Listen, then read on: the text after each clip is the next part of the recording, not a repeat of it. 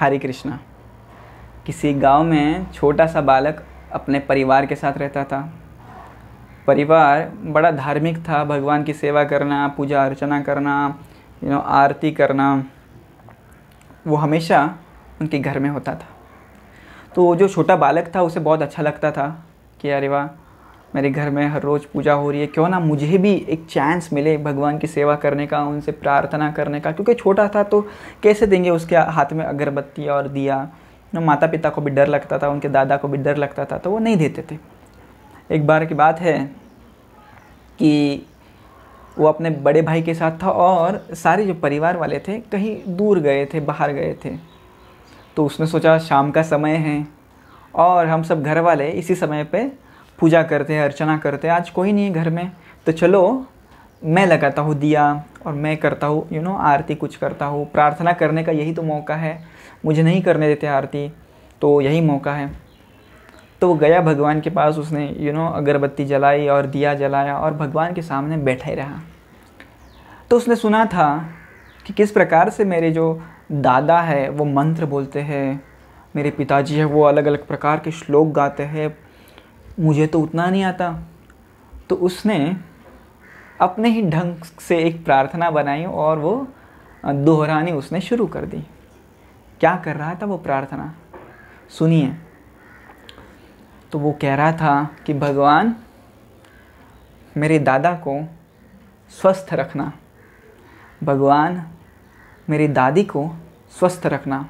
यदि वो बीमार हो गए, यदि उनके घुटने में दर्द होने लगा, जोड़ों का दर्द यदि होने लगा, तो वो मेरे लिए चॉकलेट कैसे लाएंगे। तो आप कृपया उन्हें अच्छा स्वास्थ्य दे।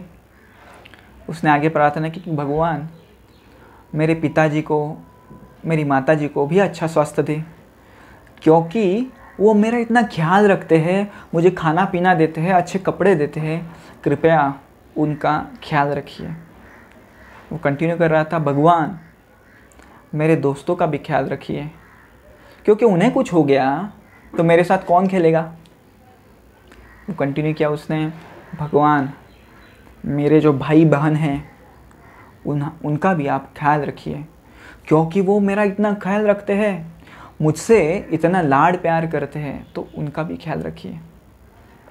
उसने आगे कंटिन्यू किया कि भगवान मेरे कुत्ते का भी ख्याल रखना, क्योंकि उससे कुछ हो गया तो हमारे घर का चोरों से संरक्षण कौन करेगा, तो उसका कुत्ते का ख्याल रखना। भगवान रुकिए, और एक आखिरी प्रार्थना, भगवान आपका भी ख्याल रखिए। तो घर वाले तभी तक आ गए थे और सब प्रार्थना उसकी सुन रहे थे, क्या कर रहा है बच्चा। और जब उसने ये कहा कि भगवान आप आपका ख्याल रखिए, यदि आपको कुछ हो गया तो ये सारी मेरी जो इच्छाएं हैं उनकी पूर्ति कौन करेगा। भगवान आपको कुछ हो गया तो मैं प्रार्थना किससे करूँगा। तो ये है भक्ति में सरलता। हाँ, जब हम भगवान के बारे में सोचने लग जाते हैं तो भगवान उसी समय हमारे साथ आदान प्रदान करते हैं। बहुत बार ऐसे होता है कि भगवान को हम एक वेटर की तरह देखते हैं। भगवान ये लो, इतने पैसे लो, हुंडे में डाल रहा हूँ, मेरा ख्याल रखना। भगवान मैंने ये सब दिया है, मुझे आपको देना ही पड़ेगा। इस प्रकार का व्यवहार हम भगवान के साथ करते हैं, मानो वो कोई हमारे नौकर है, कोई वेटर है।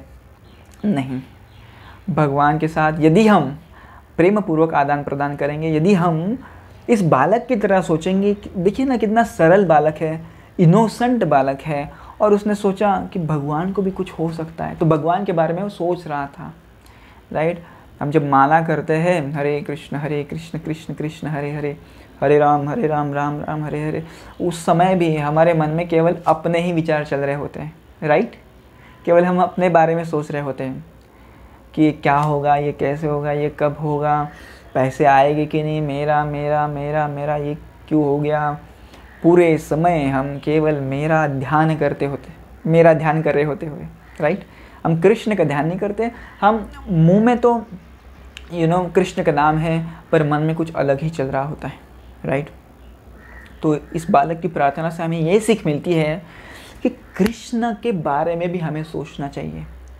कृष्ण बहुत ही अच्छी तरीके से इस गुण का वर्णन करते हैं 16th चैप्टर में, दैवी और आसुरी संपत्ति योग। और भगवान कहते हैं अभयम सत्व संशुद्धिम ज्ञान योग व्यवस्थिति दानम दमश्य यज्ञश्च स्वाध्याय तप आर्जवम।